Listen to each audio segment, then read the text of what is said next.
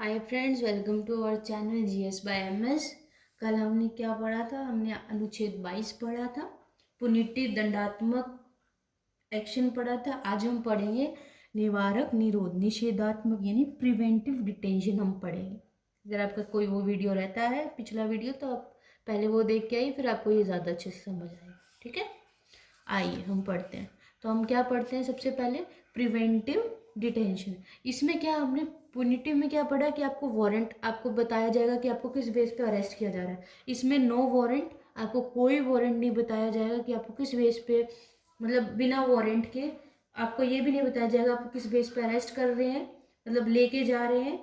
24 घंटे का कोई 24 घंटे वाला टाइम नहीं है, कोई वकील नहीं मिलेगा आपको। यहाँ क्या करेगा, अपराध आपने मतलब अपराध किसी ने भी किया नहीं है, पर वो शक के दायरे में है, उनसे खतरा है सिर्फ।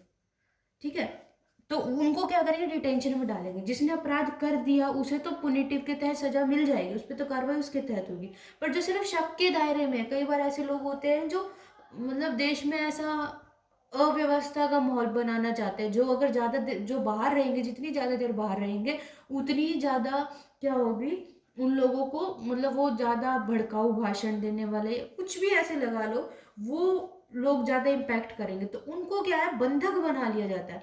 उनको जेल नहीं होती, मतलब एक नजरबंद टाइप में अलग से बंद कर दिया जाता है। इनके अपने जगह होती है, वहां जाके कईयों को तो घर में ही नजरबंद कर देते हैं, मतलब आसपास सारे पुलिस फोर्स वगैरह लगा देंगे ताकि कोई उनसे मिल ना सके। सारी केबल कनेक्शन, टेलीफोन कनेक्शन सब काट देंगे उनकी। ठीक है, या फिर कई बार होता है कि उनको अलग से उनका गृह होता है, घर मतलब उनका एक सेल होता है, उसमें ले जाएंगे वो।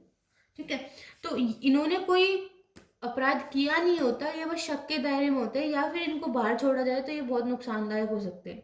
ठीक है, तो ये क्या करें, इसमें इसके तहत क्या होता है कि पुलिस 3 महीने तक तो आराम से रख सकती है। इसमें कोई वारंट नहीं बताना, कोई 24 घंटे नहीं मिलेंगे, कोई वकील नहीं मिलेगा, कुछ नहीं। 3 महीने तो वो वैसे ही रख सकती है। अगर उसकी इच्छा है और ज्यादा रखने की तो 3 महीने से ज्यादा एक वैलिड रीजन के साथ वो रख सकती है। वो गृह मंत्रालय को लिखेंगे, गृह मंत्रालय कहेगी हाँ इसका एक्सटेंशन होना चाहिए 3 महीने। 6 महीने तो वो बढ़ गए। ठीक है, फिर फिर 6 महीने बाद फिर अगर वो हाई कोर्ट के पास जाएंगे या सुप्रीम कोर्ट के पास जाएंगे कि पर्टिकुलर, पहले हाई कोर्ट के पास जाएंगे, लास्ट में अगर बड़े लेवल का तब सुप्रीम कोर्ट के पास में जाया जाएगा। हाई कोर्ट के पास में जाएंगे, हाई कोर्ट कहेगी नहीं 6 महीने का और एक्सटेंड कर दो, तो मतलब उसको 1.5 साल के लिए रख दिया। ठीक है, बंद करके रख दिया। तो ये हाथ ये होता है, ये जिस पे लग जाए उस पर तो नॉर्मल कार्रवाई, पर ये जिस पे लग जाए ना, फिर वो कोई हो, चाहे मंत्री हो कोई भी हो, किसी के बारे में नहीं सुना जाएगा। अगर जिस पे ये लग गया प्रिवेंटिव डिटेंशन, कोई भी बड़ा आदमी हो कोई भी हो, तो उसको ये रख सकते हैं। ठीक है, और ना ही इसमें कारण बताया जाता है कि किस बेस पे रखा जा रहा है। बस हाँ, इनको जो ये होम मिनिस्ट्री और वो है हाई कोर्ट है, इनको लिखित में देना पड़ेगा कि इस वजह से ये इसलिए हानिकारक है, इस वजह से इनको जो है वो फिर से डिटेंशन में ही रखा जा रहा है। ठीक है, फिर इनके लिए कुछ प्रिवेंटिव डिटेंशन लॉज आए। आइए कुछ लॉज के बारे में पढ़ते हैं, जिसे आप स्पा भी बोलते हैं, यानी आर्म्ड फोर्सेस। इसमें क्या होता है, ये तब होता है जब राष्ट्रपति शासन कहीं लगा। आपने नॉर्थ ईस्ट में ये पढ़ा होगा इसके बारे में, ठीक है, सुना होगा। तो ये कब लगता है, इस केस में क्या होता है, पुलिस का पूरा कंट्रोल खत्म हो जाता है, सारा कंट्रोल मिलिट्री के हाथ में चला जाता है। ठीक है, आर्मी के हाथ में पूरा वो चला जाता है, और वो फिर अपने हिसाब से इन्वेस्टिगेशन करते हैं। उनको इसमें वही है कि वो डायरेक्ट, इसमें नो वारंट, उसमें वारंट वारंट कुछ नहीं देखेंगे। उनको जिस पे शक होगा उसकी डायरेक्ट तलाशी ली जाएगी, या फिर बहुत ज़्यादा शक है तो उसको पकड़ के डिटेंशन उसमें डाल दिया जाएगा। ठीक है, फिर आता है Tada, terrorist and destructive activities. ये आतंकवादियों पे लगाया जाता था, लेकिन अब खत्म हो गया इनका, क्योंकि देखो ये इतने बड़े बड़े लॉज हैं, ये जिस पे लग गए ना उसका फिर यूं मान लो जीना हराम हो कर देंगे ये। ठीक है, तो इनका क्या हुआ, ठीक है सही जगह लगा वहां, ठीक है, पर इनका क्या हुआ, मिसयूज होने लगा। मिसयूज होने लगा तो इनको बंद कर दिया गया, टाडा को बंद कर दिया। फिर आया POTA, prevention of terrorism act. Terrorism act का थोड़ा, ये तो एक बहुत छोटे बच्चे पे भी लगा था, मतलब शायद 16-17 साल के बच्चे पे भी लगा था। तो कई बार क्या होता है, इनका मिसयूज भी होता है कि जिनको दबाना चाहते हैं, या कोई एक ऐसा इंसान होता है तो मिसयूज होने लगा, तो इनको खत्म कर दिया गया। इसी तरह से मीसा है, maintenance of internal security act, ये इंदिरा गांधी ने लगाया था। इंदिरा गांधी के टाइम कोई भी उनके खिलाफ बोलने की कोशिश करता मीसा लगा दिया और डायरेक्ट उसके बाद तो उनका करियर ख़त्म, सब खत्म। तो इस पे क्या है, मोरारजी देसाई ने इसको क्या कर दिया, बाद में हटा दिया। फिर आया एनएसए, नेशनल सिक्योरिटी एक्ट, इसे रासुका, हिंदी में रासुका भी बोलते हैं।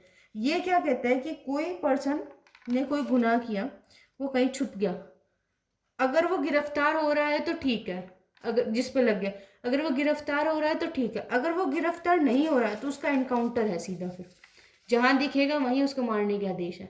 तो रासुका जिस पे लग गया वो बच नहीं सकता। ये बहुत सबसे खतरनाक है, क्योंकि ये बाकी तो खत्म ही कर दिए ना, ये तीन तो खत्म कर दिए। तो एक तो आफ्सपा बचा और एक एनएसए, ये नेशनल सिक्योरिटी एक्ट बचा।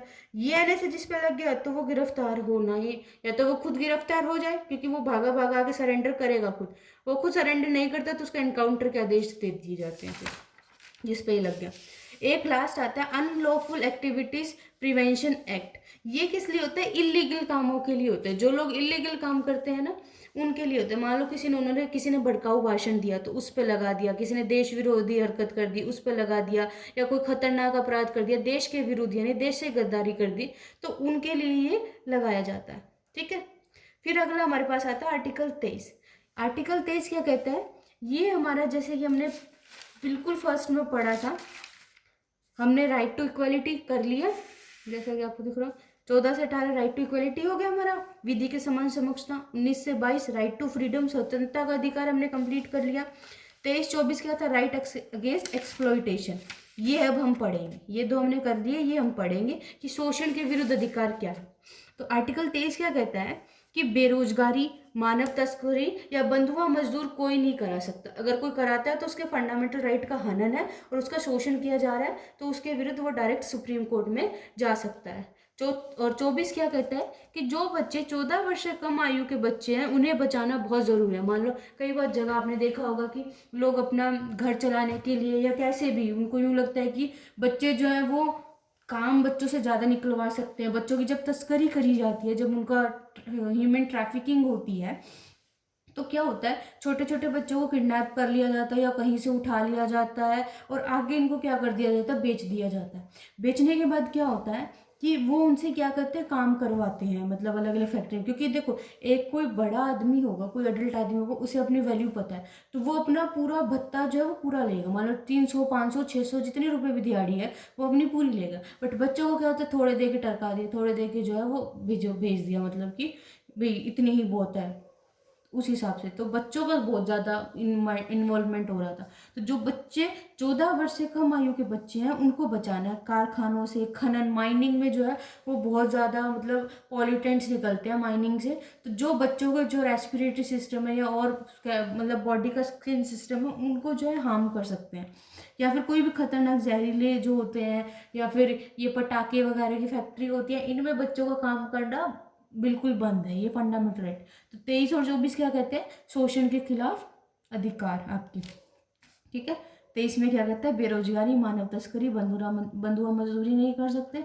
24 क्या कहता है, जो 14 वर्ष से कम आयु के बच्चे हैं उनको बचाना जरूरी है। आर्टिकल 25 से लेके 28 तक क्या कहते हैं, धार्मिक स्वतंत्रता, मतलब जिस धर्म को आप मानना चाहो आप मान सकते हो, आप पे कोई बाउंडेशन नहीं है संविधान की तरफ से। आर्टिकल 25 क्या कहता है, अंतःकरण, कॉन्शियस, यानी अपने अंदर की अंतरात्मा व्यक्तिगत किसी भी धर्म को मानने के लिए स्वतंत्र है।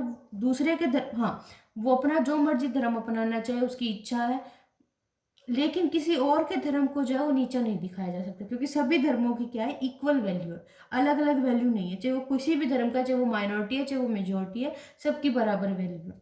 ठीक है, आर्टिकल 26 क्या कहते हैं, सामूहिक धार्मिक स्वतंत्रता, यानी आप इकट्ठे होके आराम से अपना धार्मिक कुछ प्रोग्राम कर सकते हैं। ठीक है, उससे दूसरों को परेशानी ना हो, अपने सामूहिक तरीके से। जैसे आपने ये जागरण वगैरह देखे होंगे, माता के जागरण होते हैं, इसमें हिंदू धर्म का है माता, तो वो अपने बैठ के, कुछ लोग होते हैं माता की झांकी निकालते हैं, वो अपना अपना शांति से अपना काम करते हैं। ठीक है, इसी तरह मुस्लिम में होता होगा।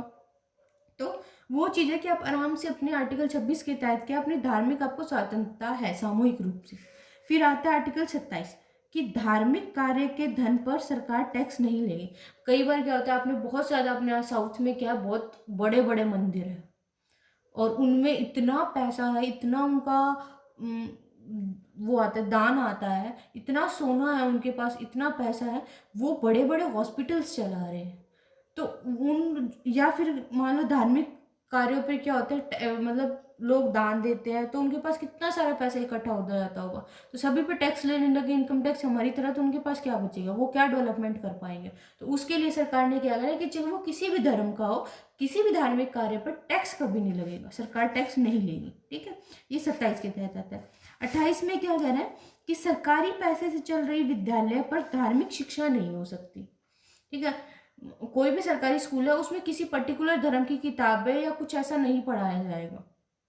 ठीक है, अब आपने एक चीज में कंफ्यूजन हुई होगी, आपने बहुत जगह देखा होगा मदरसे हमें थोड़ा इस्लामिक से रिलेट करते हैं, और संस्कृत यूँ कह देते हैं, संस्कृत विद्यालय तो हिंदी मतलब वो है हिंदुओं के हैं।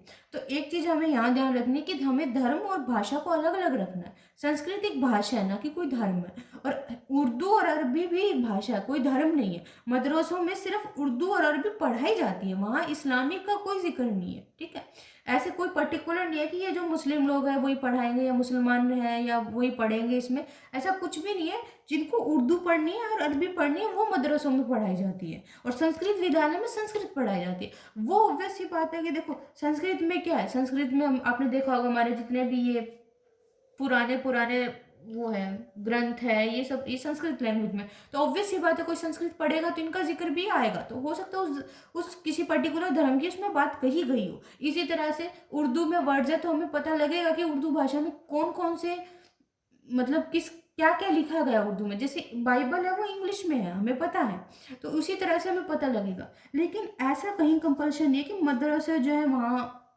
मुस्लिम कम्युनिटी पढ़ेगी या ऐसा कुछ है, तो इनमें कंफ्यूज मत होइएगा। मदरसे में उर्दू और अरबी पढ़ाई जाती है, संस्कृत विद्यालय में संस्कृत पढ़ाई जाती है। ठीक है, और किसी भी सरकारी स्कूल में सरकारी कोई भी संस्था, कोई ऑर्गेनाइजेशन है, कोई ऑफिस है, कोई स्कूल है, वहां पे कुछ भी धार्मिक आप वो नहीं कर सकते। ठीक है, तो आइए एक बार क्विक रिकैप करते हैं फटाफट। ये सारे हमने पढ़ लिए। प्रिवेंटिव डिटेंशन में क्या होता है कि आपको वारंट नहीं मिलेगा, 24 घंटों में कोई वकील नहीं मिलेगा, कोई आपको 24 घंटे का जैसे इसमें टाइम था वैसा कोई टाइमिंग नहीं आपको नहीं है।